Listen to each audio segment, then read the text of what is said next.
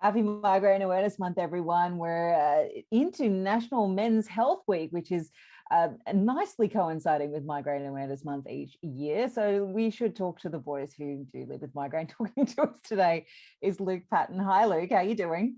I'm very good, thank you. And thank you for your time. And thank you. I do like an odd compliment. I am loving the view at your house. I was just admiring your Sesame Street poster. I think it's fantastic. I want it. Tell us a little bit. Do you want to start with the migraine? You want to start with your life? Yeah, look, let's just start with migraine because it's All right. a pretty big part of my life. So tell us the story. When did it start? Well, so I'm a little bit unique, as in I don't have a migraine per se. I've got my headache type is called new daily persistent headache with migrainous features. Right. So I get the fun of the migrainous part along with a daily headache. So it's just wow. Yeah, it's pretty intense. Yeah. So I learnt about 5 things in that one sentence. One is that you actually understand your diagnosis. The second one is that you understand the difference between new daily persistent headache and migraine. And the third thing is that you've got a really good neuro, because it takes a headache specialist neuro to be able to tell the difference between new daily persistent headache and with migrainous features and migraine. Yeah, well, it's a bit of a long story because in order to get to my neurologist, I actually had to go through about 6 neurologists who just sort of fluffed their lines, didn't know really what I had. They didn't even give me a diagnosis. They just said, look, let's just try a few things, see how we go. And then I just found this just absolute legend of a neurologist. She's just so awesome. She's a bit tough with me, but Tell us who it is. Give him a plug. Susan Tomlinson. She's just you can't get in to see her. She has a waiting list like as long as the phone book, and it's hard to get an appointment with her. But she's just, it was so funny because with my appointment with her, I went through my whole, so when I saw her 6 years ago, I had it for 5 years.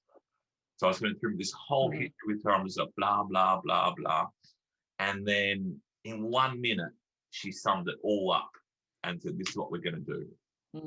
And that was like, and I'd gone to all these doctors, pain specialists, psychologists, neurologists, all these pains, but they just had no idea. And then, to her sum up, and it's actually interesting, she doesn't like to refer, and her colleague, and another absolute legend who just takes absolute wonderful care of me, Dr. Garrick, he's got his books closed, so it's hard to see. But anyway, they both don't like to call it new daily persistent headache because it has very bad outcomes as patients, and so what they like to break it down into the subtypes of what types of headache you've got, and then treat it that way, which I'm easy with, but I'm also realize I do have it, and it's just a bit of a hard slog. Yeah, it's kind of like the difference between new daily persistent headache and migraine is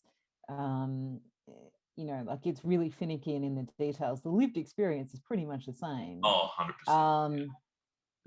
So my what's that, the other diagnosis I have is chronic migraine, so I sometimes switch the chronic migraine to new daily persistent headache. What is it, the alternate diagnosis? So it's just as you say, it's because like I like to do a lot of research. I like to keep myself informed, and pretty much like Migraine World Summit, the interviews and the stuff you do on Facebook, and everything I hear is just like what you've got is what I've got, just a different inputs essentially.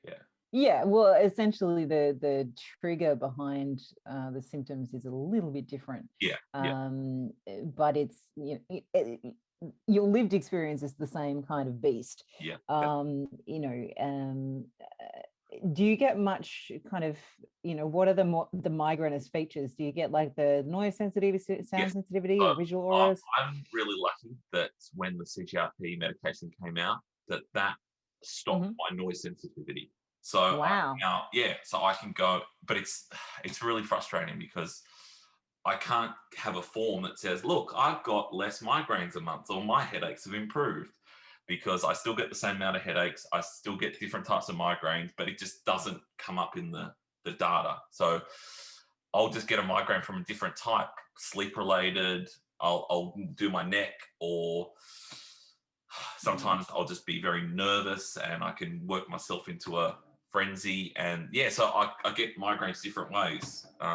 Or the weather, you know, it just you just can't win. But anyway, but yeah, so I do get the sound sensitivity, and I also have the nausea as well.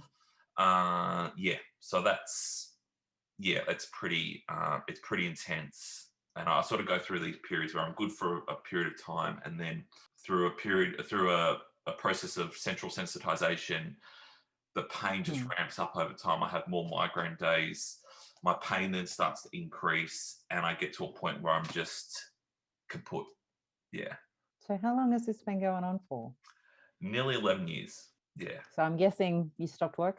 Yeah. So when I first got diagnosed, probably lost most of your friends. Pretty much. Yeah. And it's hard because, like, it's hard for me to maintain friendships when I can barely maintain communication with my wife and my child and my parents, let alone a big extended social network. And it's hard for my friends because, you know, I'm always canceling on events. I'm never calling them. So yeah, it really. So just going back to work, I was an accountant. I started work in January of 2010, and then in October, just one day, I just got this migraine that I've never had before. I've never had depression before, because sometimes they say that depression might cause headaches, yada yada yada. But yeah, I never had depression before. Never had headaches before. Like, you know, you have your if you're a bit tired, or you know, you drink too much coffee, but never, no sort of real history before that of any sort of headache or migraine. And then just one day just got it, and the next day I woke up with this just really low 3 out of 10 headache, and and then from there it just that was October of 2010, and then within 9 months it got to about 7 out of 10. It stopped working, and then it's just been a roller coaster, not of a good time since. Yeah. So you've tried the new CGRPs. Yes. Yeah. So that's, and they fixed one symptom. They fixed one symptom, which is good. Yes, win. You got to take the small wins. Have to. So yeah, I'll take that, which is nice. What else have you tried? What has worked? What hasn't? The problem with new daily persistent headache is that it's refractory condition to most medication and to most things. So I've pretty much tried most preventatives. I've tried first, second, third, fourth line treatments that haven't really worked. So I'm sort of, my neurologist, who I love, she basically said to me, modern medicine has failed you. Like medication isn't the way to beat this for you. So yeah, the things, everything works a little bit. So for example, CGRP works a little bit. Botox works a little bit. What else? Cephally device, when I have it on, it works great, but I can't have it on all day or just lay down in front of it. It's a beautiful tiara. Why wouldn't you be able to wear it all day? Well, the problem is the electrode. When you start moving around, it just falls off. So you've got to be still.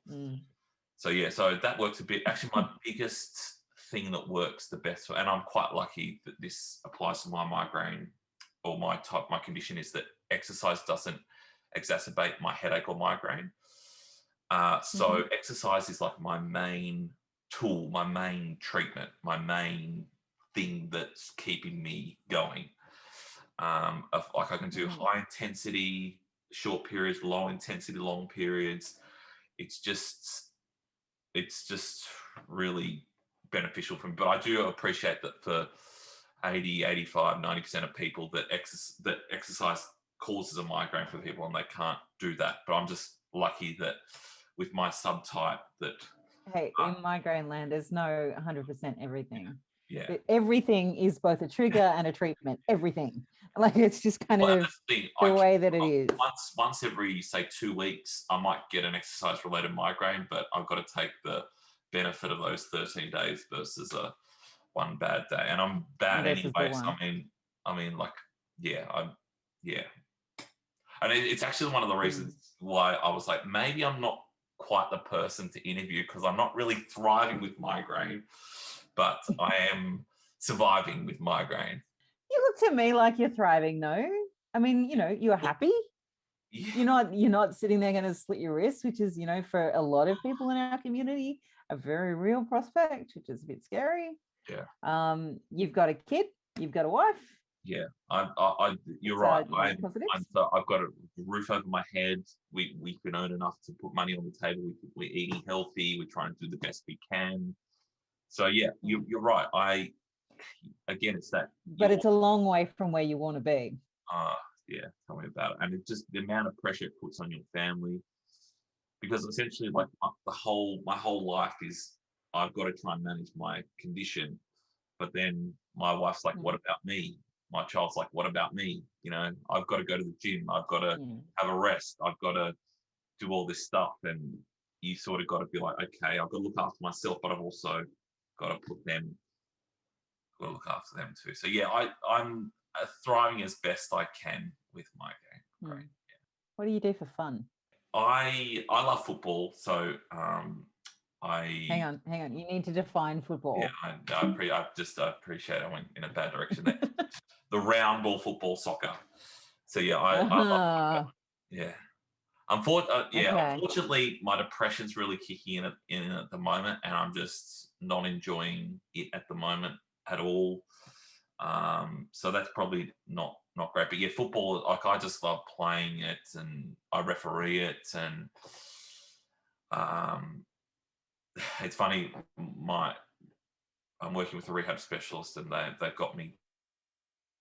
They thought a good idea to sort of, as a stepping stone back to work, would be to coach kids, and it's pretty hilarious because it just I didn't think it was going to be, because I've coached before senior men, so I thought it can't be that difficult.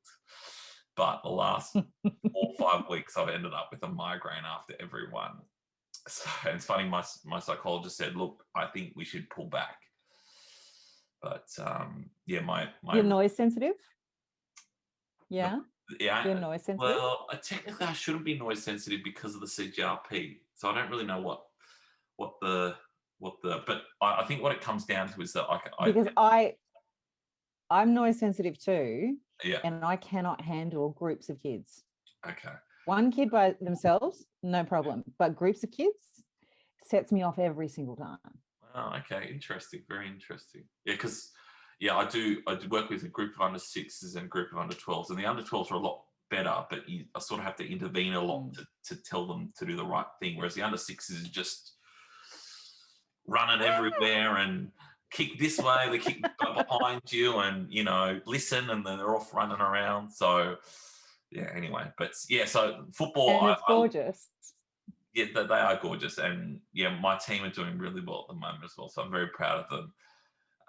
But yeah, so I love football. I love being involved with football, and I really enjoy spending time with my child. His name's Rocco, and yeah, I love taking him to the park, and I take him to sort of story time and play group, and I guess it's one of those glass half full moments, in that had I not have migraine or headache or whatever, that I'd probably be working most of the time. I wouldn't see him most of the time. I'd get home when he's probably in bed.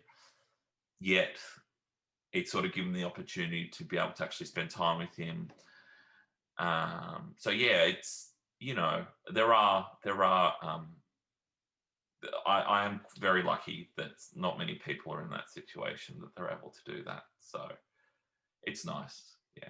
What's your tip for someone in your situation or a similar situation? What would you tell them to try and get a handle on their migraine? Oh, well, the one thing I'd say is look at the lifestyle approach.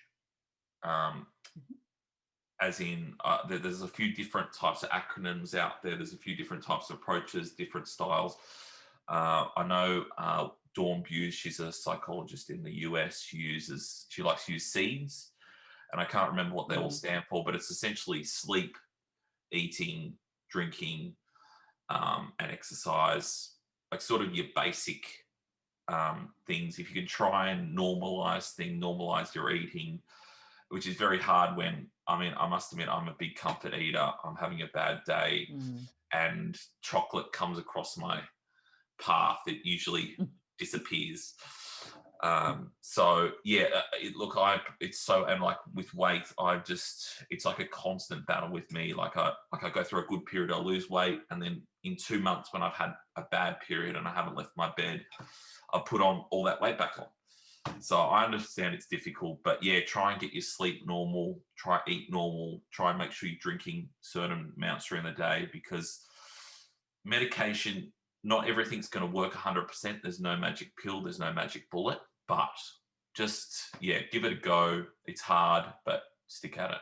Well, hopefully we can stick at it with you and try and get you from surviving to thriving. Thank you for talking to us as part of Migraine Awareness Month. Thank you.